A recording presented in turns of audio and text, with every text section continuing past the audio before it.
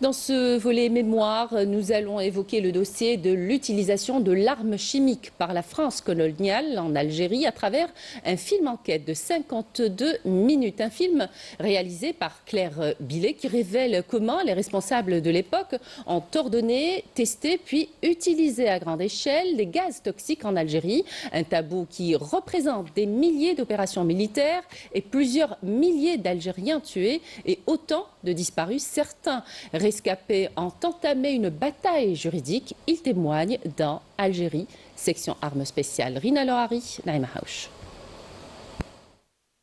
Ces pratiques longtemps dissimulées et rarement évoquées dans les récits officiels ont été révélées dans un documentaire grâce aux témoignages et archives militaires. Le documentaire Algérie, section des armes spéciales, qui sera diffusé aujourd'hui sur la radio et la télévision suisse, lève le voile sur cette face sombre de la colonisation. Réalisé par Claire Billet, il s'appuie sur des souvenirs et des documents inédits de soldats français et d'anciens combattants et civils algériens. L'un des axes majeurs du documentaire repose sur le travail de l'historien Christophe Lafay, dont la thèse est consacrée aux exactions de l'armée française en Algérie.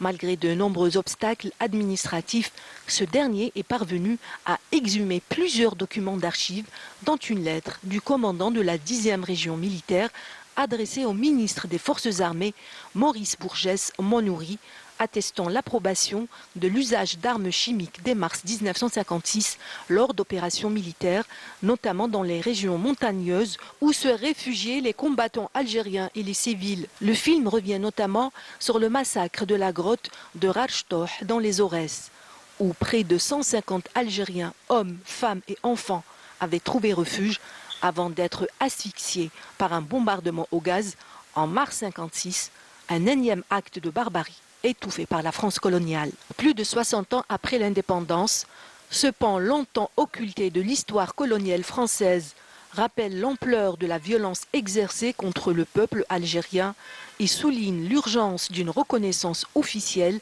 des crimes de guerre commis par la France en Algérie.